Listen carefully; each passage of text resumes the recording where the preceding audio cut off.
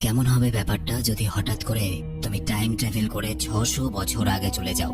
কখনো ভেবে দেখেছো একটা মানুষ জন্ম নিল ১৯৭১ সালে, কিন্তু মারা গেল ৬০০ বছর আগে ১৩৮২ সালে? কি করে সম্ভব? একদিন মাটি খুঁড়তে গিয়ে এমন একটা খোদাই করা মূর্তি পাওয়া গেল যে মূর্তির একটা কান কাটা ছিল। মূর্তিটা ছিল ৬০০ বছর আগে। আর ঠিক এরপরই খোঁজ পাওয়া গেল এমন একটা টাইম মেশিন যেটা দিয়ে মানুষ নাকি গোপনে টাইম ট্রাভেল করছে। বর্তমান পৃথিবীতে তোমার আমার মতো সাধারণ মানুষও নাকি একটা সহজ উপায়ে টাইম ট্রাভেল করতে পারে। আর ওই এক কান কাটা মূর্তিটার টুইস্ট হোশ উড়িয়ে দেবে এরকম একটা সেরা sci fi thriller adventure movie Timeline. Movie শুরু হয়, দেখা যায় ওই লোকটাকে জঙ্গলের মাঝখান দিয়ে ছুটে আসছে সে, এবং ঘোড়ার পিঠে ইংরেজ সৈনিকের পোশাক পরে তাকে ধাওয়া করছে একজন। ছুটতে ছুটতে একসময় সৈনিকটা তাকে ধরে ফেলে এবং তলোয়ার দিয়ে তাকে ঘায়েল করে দেয়। ঠিক তখনই লোকটা ওই জঙ্গল থেকে গায়েব হয়ে যায় এবং শহরের এই শুনশান রাস্তার মধ্যে হঠাৎ করে এসে পড়ে। উল্টো দিক থেকে একটা গাড়ি আসছিল। লোকটা গাড়িটার সামনে এসে পড়ে। গাড়িতে থাকা লোকটা কোনো মতে ব্রেক কষে সামলে নিয়ে ওই অদ্ভুত আহত লোকটাকে হাসপাতালে নিয়ে যায়। অনেক চেষ্টা করেও তাকে বাঁচানো যায় না। তবে সেই হাসপাতালের ডাক্তাররা একটা অদ্ভুত জিনিস লক্ষ্য করে। লোকটার শরীর স্ক্যান করলে দেখা যায় লোকটার শরীরের একটা অঙ্গ প্রত্যঙ্গ আস্ত ছিল না। দেখে মনে হচ্ছিল তার শরীরটাকে ভেতর থেকে কেউ যেন কেটে টুকরো টুকরো করে আঠা দিয়ে জোড়া লাগিয়েছে। অবাক ব্যাপার, বাস্তবে তো এরকম হওয়া সম্ভব নয়। মৃত্যুর আগে লোকটা শুধুমাত্র একটা শব্দ উচ্চারণ করতে পেরেছিল। কি সেই শব্দ? Castle guard. ক্যাসেল গার্ড একটা জায়গার নাম। সব থেকে অবাক লাগার মতো ব্যাপার হলো, মরার আগে মানুষজন সাধারণত কাছের মানুষ প্রিয়জনদের নাম নেয়, কিন্তু লোকটা এই জায়গাটার নাম কেন নিল মরার আগে? তো যাই হোক, এখানে দেখা যায় লোকটার সাথে কিন্তু কোনো ফোন বা অন্য কোনো পরিচয়পত্র ছিল না। শুধু একটা হাড়ের মধ্যে এই আজব দেখতে একটা লকেট ছিল। লকেটটার উপরে লেখা ছিল আইটিসি। হাসপাতাল থেকে খোঁজ নিয়ে আইটিসি নামের কোম্পানিটাকে খুঁজে বের করা হয় ওই লোকটার মৃত্যু খবর দেওয়ার জন্য। কারণ লোকটার যেহেতু কোনো পরিচয় পাওয়া যায়নি, সুতরাং মৃতদেহটা কোনো একটা জায়গায় তো দিতে হবে। সুতরাং সেই কোম্পানিতেই ফোন করা হয় যে কোম্পানির লকেটটা তার গলায় ছিল। সেখান থেকে জানা যায় লোকটার নাম হলো ভিন্স টপ। এবং আইটিসি কোম্পানি থেকে আরো জানা যায় লোকটা কিছুদিন আগে নাকি নিখোঁজ হয়ে গেছিল। ভিন্সের পরিবার বলতে কেউ না থাকায় ওই কোম্পানির গর্ডন নামে এই লোকটাকে পাঠানো হয় ভিন্সের দেহটা সংগ্রহ করার জন্য।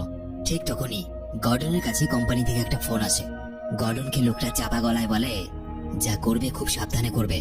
ভিন্সের সব এক্সরে এবং স্ক্যানের রিপোর্ট এবং তার মৃতদেহটাকে যত তাড়াতাড়ি সম্ভব এখানে নিয়ে এসো। মনে রেখো, একবার যদি সবকিছু জানাজানি হয় আমাদের কোনো অস্তিত্ব থাকবে না। কি লুকানোর চেষ্টা করছে লোকটা? এদিকে দেখা যায় ক্যাসেল গার্ড নামে সত্যি একটা জায়গা ছিল। ব্রিটিশ এবং ফরাসিদের যুদ্ধের সময় ১৩৫৭ সালে ইংরেজরা প্রথম দখল করে ক্যাসেল গার্ড নামে এই ছোট্ট শহরটাকে। ধীরে ধীরে তারা লা রোক নামে এই রাজপ্রাসাদের দিকে এগিয়ে যায়, যেখানে ইংরেজ এবং ফরাসি সেনাবাহিনীর মধ্যে লম্বা যুদ্ধ হয়। ঠিক তখন ইংরেজরা ফরাসিদের সেনাপ্রধান আর্নটের বোন, যার নাম লেডি ক্লিয়ার, তাকে সবার সামনে ফাঁসি দেয়। এবং এই ফাঁসিটা এত নির্মম ছিল যে ফরাসিরা সেটা দেখে ভয়ে পিছিয়ে যায়।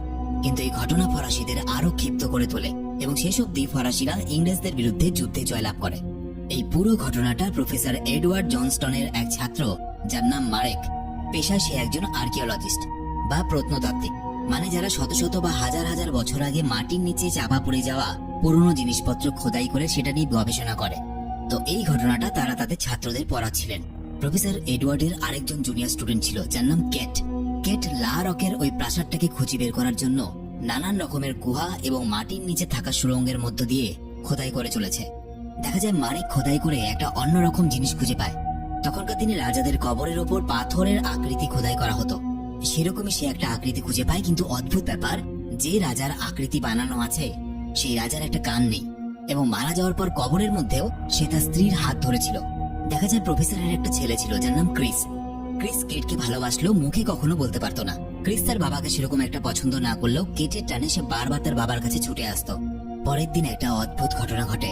৬০০ বছর ধরে, প্রায় ৬০০ বছর ধরে বন্ধ পড়ে আছে এরকম একটা গুহার সন্ধান পায় তারা।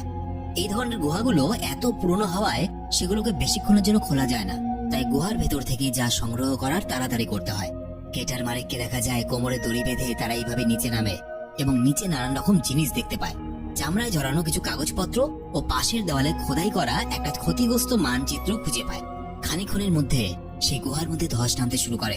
তারা ছুটে গুহা থেকে উঠে আসার জন্য তাড়াহুড়ো করতে থাকে। ঠিক তখনই মারেক সেখানে একটা এইরকম চশমার কাঁচ পরে থাকতে দেখতে পায়। অদ্ভুত ব্যাপার, তাদের দলের মধ্যে একজন পদার্থ বৈজ্ঞানিক ছিলেন যার নাম যশ। সেই পরীক্ষা নিরীক্ষা করে বলে এই চশমার কাঁচটা আধুনিক যুগে তৈরি, কিন্তু এই গুহাটা 1800 শতকে তৈরি করা হয়েছে। এত বছর আগের একটা গুহাতে আধুনিক যুগের চশমার কাঁচ কি করে এলো? এছাড়াও যে কাগজপত্র তারা গুহার মধ্যে পেয়েছিল সেটাকে নিখুঁতভাবে খতিয়ে দেখতে গিয়ে একটা অদ্ভুত জিনিস চোখে পড়ে। সেটা কি? সেটা হলো প্রফেসর এডওয়ার্ডের লেখা একটা চিঠি, এবং চিঠির নিচে তার সই এবং নিচে তারিখ হিসাবে লেখা ছিল 4/2/1357 সাল। 1357 সাল? এত পুরনো? প্রফেসর তো আজকে সময়ের মানুষ, তাহলে 1357 সাল কেন লেখা আছে? কার্বন ডেটিং নামে একটা পদ্ধতি আছে যার সাহায্যে কোনো জিনিস কত পুরনো সেটা বলে দেওয়া যায়। ওই কালিটা যে ব্যবহার করে লেখা হয়েছিল, কার্বন ডেটিং করে সেটা দেখা যায় 600 বছর পুরনো ওই কালি। সবার মাথায় ঘুরে যায়, প্রফেসর 1357 সাল থেকে কি করে চিঠি লিখতে পারেন? এবং ওই চশমার কাচের যে পাওয়ার, তা প্রফেসরের চশমার পাওয়ারের কাচের সঙ্গে মিলে যায়। কেউ কিছুই বুঝে উঠতে পারে না যে প্রফেসর দুদিন আগেও তাদের সঙ্গে ছিলেন, তিনি হঠাৎ করে 600 বছর আগেকার সময়ে কি করে চলে গেলেন? কি করে 600 বছর আগেকার সময় থেকে তাদের কাছে সাহায্য চাইছেন? আইটিসি নামের যে কোম্পানিটা তাদের এই ক্যাসেল গার্ডে খনন কার্যের জন্য টাকা পয়সা দিয়ে সাহায্য করছিল, তাদের সঙ্গে যোগাযোগ করে তারা। এটা ছিল সেই আইটিসি কোম্পানি যে আইটিসি কোম্পানির এমপ্লয়ি বা কর্মচারী ছিল ভিন্স, যাকে কিনা মুভির শুরুতে দেখা গিয়েছিল। আইটিসি কোম্পানির সঙ্গে যোগাযোগ করলে তারা পাত্তা দিতে চায় না খবরটাতে। ক্রিস তখন বলে, যদি আমি আমার বাবার খোঁজ না পাই আমি কিন্তু পুলিশে যাব, তোমাদের কাউকে ছাড়বো না। তোমরা বেছে বেছে ঠিক কেন এই ক্যাসেল গার্ডের পুরনো গুহাটাতেই আমাদেরকে খনন কার্য করতে বলেছিলে? কি আছে এই গুহার রহস্য? আইটিসি কোম্পানির প্রধান, যার নাম ডনিগার, সেই শেষ পর্যন্ত উপায় না পেয়ে নিজের পার্সোনাল প্লেন পাঠিয়ে দেয় এবং তাদেরকে নিউ মেক্সিকো নিয়ে যায়। সেখানে গিয়ে তারা ডক্টর স্টিভেন ক্যামারের মুখ থেকে জানতে পারে যে ডনিগার নাকি প্রথম আবিষ্কার করে একটা ওয়ার্ম হোল। ওয়ার্ম হোল কি? ওয়ার্ম হোল হলো ফিজিক্স এবং কোয়ান্টাম ফিজিক্সের থিওরি অনুযায়ী ওয়ার্ম হোল হলো এমন একটা জায়গা যার সাহায্যে টাইম ট্রাভেল করা যায়। কিন্তু শুধুমাত্র ওয়ার্ম হোল আবিষ্কার করাতেই কিন্তু কাজ হয়নি। ডনিগার এবং ডক্টর স্টিভেন মিলে উন্নত প্রযুক্তির সাহায্যে এক বিশেষ টাইম ট্রাভেল মেশিন আবিষ্কার করে, যেটা দিয়ে কোনো মানুষকে ওয়ার্ম হোল দিয়ে অতীতে পাঠানো যায়। এটা শুনে যশ বলে ওঠে, কি করে সম্ভব? ওয়ার্ম হোল প্রচন্ড শক্তিশালী হয় এবং ওখান দিয়ে একটা গোটা মানুষকে অতীতে পাঠানো অসম্ভব। ডনিগার বলে, তুমি ঠিকই বলেছ, একটা জলজন্ত মানুষকে সেখান দিয়ে পাঠানো যায় না, কিন্তু একটা মানুষের দেহকে কোটি কোটি ক্ষুদ্র কণায় রূপান্তরিত করে, যেটাকে ইলেকট্রন বলে, সেইভাবে রূপান্তর করে সহজে অতীতে পাঠানো যেতে পারে। তোমাদের প্রফেসর যার নিখোঁজ হওয়ার দোষ তোমরা আমাদের ঘাড়ে চাপাচ্ছ, তিনি নিজের ইচ্ছেতে আমাদের এই টাইম মেশিনের সাহায্যে টাইম ট্রাভেল করে গেছেন। আর সেখানে যাওয়া 6 ঘন্টার মধ্যে সেখান থেকে যদি ফিরে আসা না যায়, তাহলে সেই ব্যক্তি সেখানে আটকা পড়ে যায়। তোমাদের প্রফেসর 6 ঘন্টা পেরিয়ে যাওয়ার পরও সেখান থেকে ফিরে আসতে পারেনি, তাই তাকে ফিরিয়ে আনার আর কোনো উপায় নেই। শুধুমাত্র একটাই উপায় আছে, তোমাদেরকে টাইম ট্রাভেল করতে হবে এবং সেখানে যেতে হবে, সেই সময়ে যেতে হবে যে সময়ে তোমাদের বাবা আটকা পড়ে আছে, এবং সেটা যত তাড়াতাড়ি সম্ভব তত ভালো, কারণ প্রফেসর কিন্তু 72 ঘন্টার জন্য ওখানে আছে। আরো দেরি করলে কিন্তু প্রফেসরকে চিরতরে ওখানেই থাকতে হবে। ইয়াস ছাড়া বাকি সবাই, অর্থাৎ ক্রিস, কেট, ফ্রান্সোয়া এবং মারেক সেখানে যেতে রাজি হয় এবং তাদের সঙ্গে গর্ডন এবং তার আরো 2 সঙ্গী যায়। তবে যাওয়ার আগে রহস্যজনক ভাবে ঠান্ডা গলায় ডনিগার বলে, যদি তোমরা ওখানে ডেরেক নামের কাউকে দেখতে পাও, শেষ করে দিও। অবাক ব্যাপার, কে এই ডেরেক, আর কেনই বা তাকে দেখতে পাওয়া মাত্র শেষ করে দেওয়ার কথা বললো সে?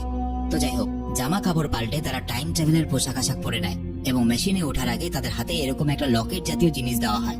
বলা হয় এটা একটা মার্কার, এটার সাহায্যে তারা দেখতে পারবে যে 6 ঘন্টার মধ্যে আর কতক্ষণ বাকি আছে তাদের হাতে, বলতে পারো একটা ঘড়ির মতো।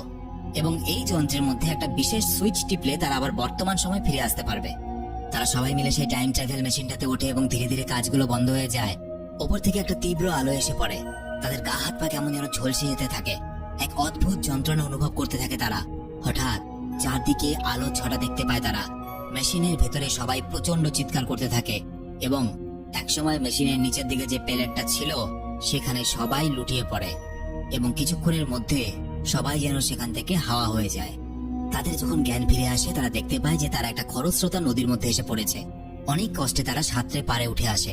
তবে উঠে আসার পর এই জঙ্গলের উল্টো দিক থেকে কেউ একজন তাড়াতাড়ি লুকিয়ে পড়ো, তাড়াতাড়ি লুকিয়ে পড়ো বলে চিৎকার করতে করতে দৌড়তে দৌড়তে চলে যায়। ফ্রান্সোয়াকে নিয়ে একটা ঢালু জায়গার আড়ালে লুকিয়ে পড়ে, আর ক্রিস, ক্রেট আর মারেক অন্য একটা জায়গায় গিয়ে লুকায়। মারেক যেখানে লুকিয়েছিল সেখানে ওই ফরাসি মেয়েটার সঙ্গে তার দেখা হয়, যে জঙ্গলের মধ্যে তাদেরকে সাবধান করেছিল।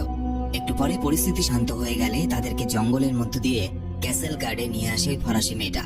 তবে গর্ডনের বাকি 2 সঙ্গীর মধ্যে একজনকে ইংরেজ সৈনিক তরোয়াল দিয়ে খুন করে ফেলে এবং কিছুক্ষণ পরে আরেকজনকে আরেকটা ইংরেজ পিঠে একটা তীর মারতেই সে গ্রেনেড বার করে, তবে তার বুকে আরেকটা তীর মারতেই সে ওই মার্কারের বোতামটা টিপে বর্তমানে ফিরে চলে যায়।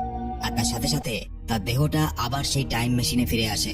কিন্তু দুর্ভাগ্যবশত তার হাতে যে গ্রেনেডটা ছিল সেটা সেই জঙ্গলে না ফেটে সেই টাইম মেশিনের ভেতরে ফেটে যায়। টাইম মেশিন সহ চারদিকে সবকিছু তছনছ হয়ে যায়।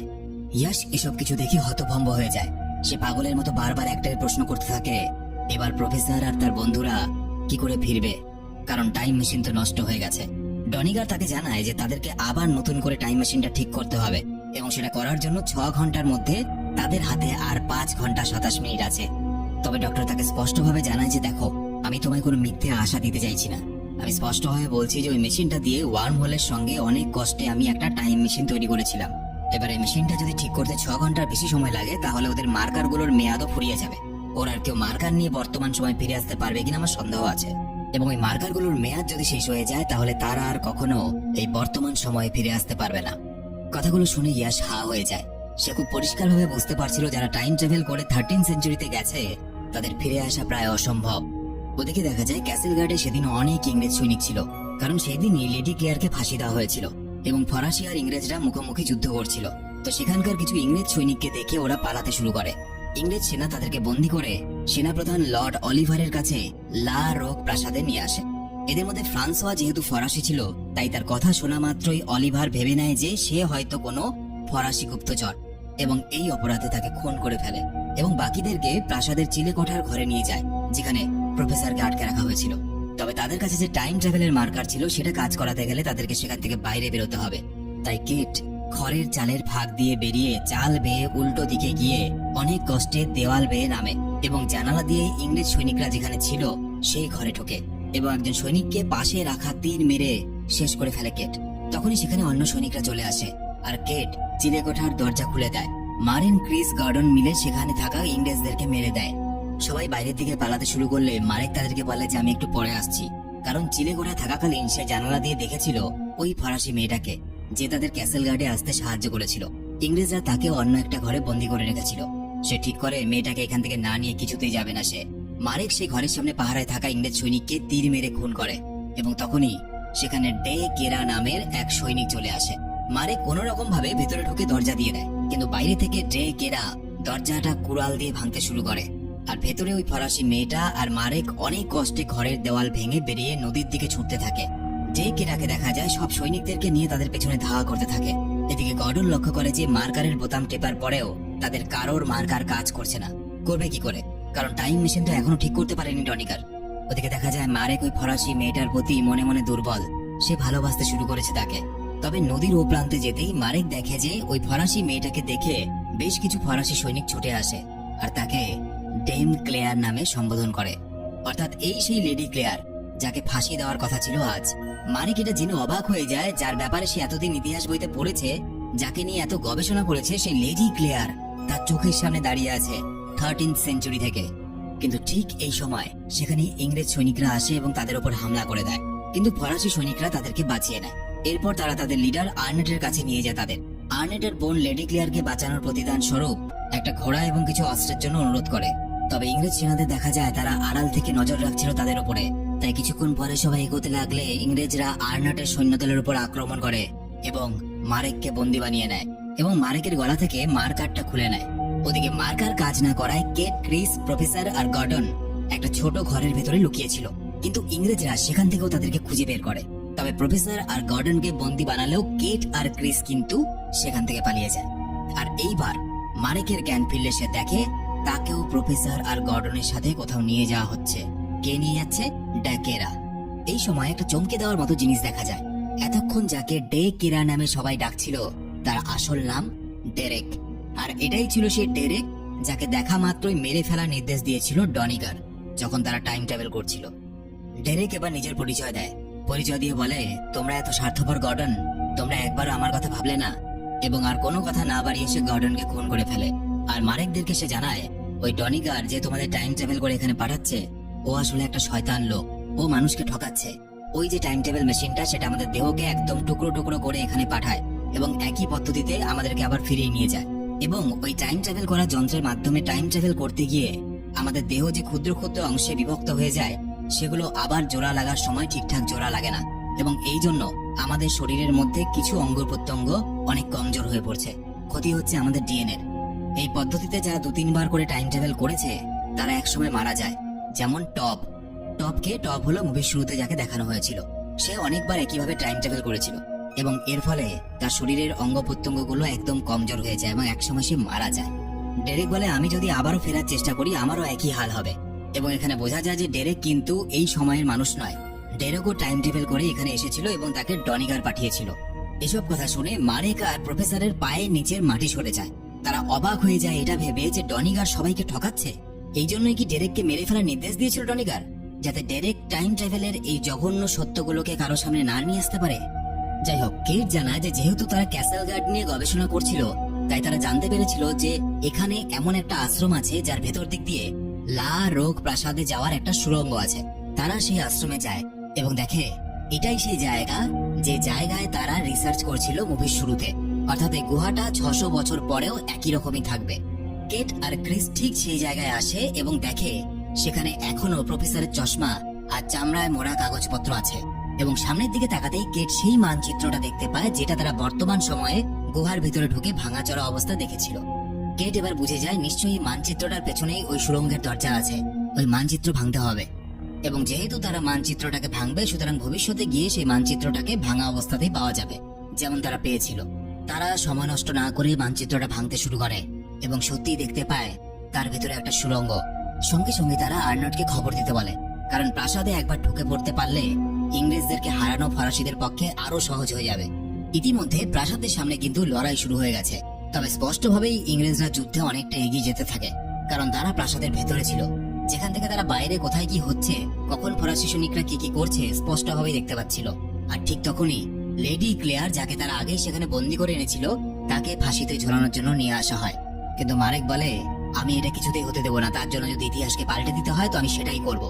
ঠিক তখনই সে হাতে একটা মশাল নিয়ে আসে যেখানে প্রাসাদের সব অস্ত্রশস্ত্র থাকতো, এবং সেই জায়গায় সামনে ছুটে গিয়ে চেঁচিয়ে বলে, যদি লেডি ক্লেয়ারকে আপনারা না ছাড়েন আমি আপনাদের সমস্ত অস্ত্রশস্ত্র জ্বালিয়ে দেব, আগুন জ্বালিয়ে উড়িয়ে দেব। এরপরেও ইংরেজরা ক্লেয়ারকে মুক্ত না করায় মারেক সেই ইংরেজদের অস্ত্রাগারে আগুন লাগিয়ে দেয়। সেখানে ছিল অনেক বিস্ফোরক পদার্থ, নিমিষের মধ্যে বিশাল বড় বিস্ফোরণ হয়। একদিকে ক্রিস আর কেট সেই সুড়ঙ্গ দিয়ে খানিকটা দূর আসার পর তারা দেখে যে সেখান থেকে বাইরে বেরোনোর কোনো পথ নেই, তবে আর্নল্ড ততক্ষণে সেখানে এসে পৌঁছেছে। আর সুড়ঙ্গের বাইরে যাওয়ার পথ নেই দেখে সে ক্রিসদের ইংরেজদের লোক ভেবে মেরে দিতে যাবে। এমন সময় ওই অস্ত্রাগারে বিস্ফোরণের ফলে সুড়ঙ্গের বাইরে যাওয়ার যে বন্ধ পথ ছিল সেটা খুলে যায়।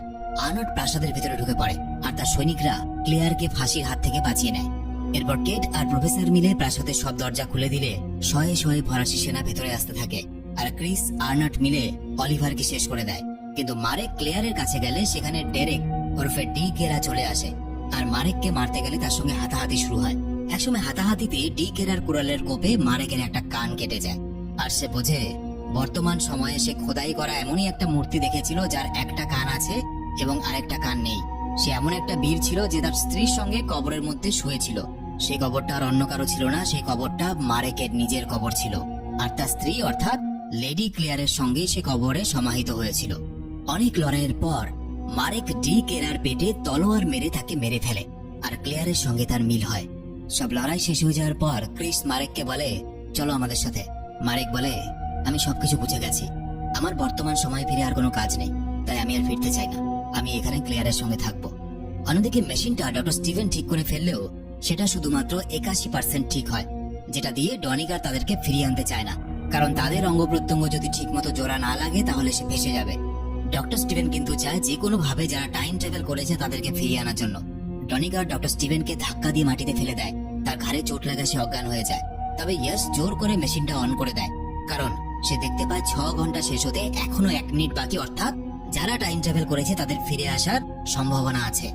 ডনিগার মেশিনটাকে নষ্ট করার জন্য উঠে পড়ে লাগে। ঠিক এই সময় ক্রিস প্রাসাদ থেকে বেরিয়ে এসে ওই মার্কারটার বোতাম টিপে দেয়। ডনিগার কিছু বুঝে ওঠার আগে এই মেশিনের কাজগুলো বন্ধ হয়ে যায় এবং ক্রিসরা ফিরে আসে বর্তমানে। আর অতীতে যে ইংরেজ সৈন্যরা তাড়া করেছিল, ডনিগারকে দেখা যায় সে প্রাসাদের সামনে গিয়ে এসে উপস্থিত হয়। তার কাছে মার্কার না থাকা সে কিছু করতেও পারে না, তলোয়ারের আঘাতে মারা যায় সে, এবং ক্রিসরা বর্তমানে ফিরে আসার জন্য উল্লাস করতে থাকে। এরপর দেখা যায় ক্রিস এবং কেট এখন প্রফেসরের সঙ্গে মিলে আর্কিওলজির কাজ করে। এবং ওই কান কাটা মূর্তিটা যেটাকে কিনা মারেক খনন করে বের করেছিল, সেই স্মৃতিসৌধটা খুঁজে বের করে কেট। তাতে লেখা ছিল, আমি আন্দ্রে মারেক এবং আমার স্ত্রী ও 3 সন্তানদের নিয়ে খুব সুখে জীবন কাটিয়েছি। আমার যে সকল বন্ধুরা বাড়িতে বেঁচে ফিরতে পেরেছে তাদেরকে অভিনন্দন। দুঃখ করো না, আমি একটা সুন্দর জীবন বেছে নিয়েছিলাম। আর এরই সাথে 1971 সালে জন্মালেও মারেকের মৃত্যু হয় কিন্তু 1382 খ্রিস্টাব্দে। মুভিটা এখানে শেষ হয়ে যায়। তো এই ছিল আজকের ভিডিও কেমন লাগলো অবশ্যই কমেন্টে লিখে জানাবে। আর তোমরা যদি আমার সাথে সরাসরি কথা বলতে চাও, ফেসবুক ইনস্টাগ্রাম আইডি আমার এই ভিডিও নিচে ডেসক্রিপশনে দেওয়া আছে। ভিডিওটা ভালো লেগে থাকলে শুধুমাত্র একটা লাইক করে বন্ধুদের শেয়ার করে দিও। দেখা হচ্ছে পরের ভিডিওতে, বাই। আমি চাই দেখি কোনো টাইম ট্রাভেল করে অন্য জায়গায় যাওয়া যায় কিনা।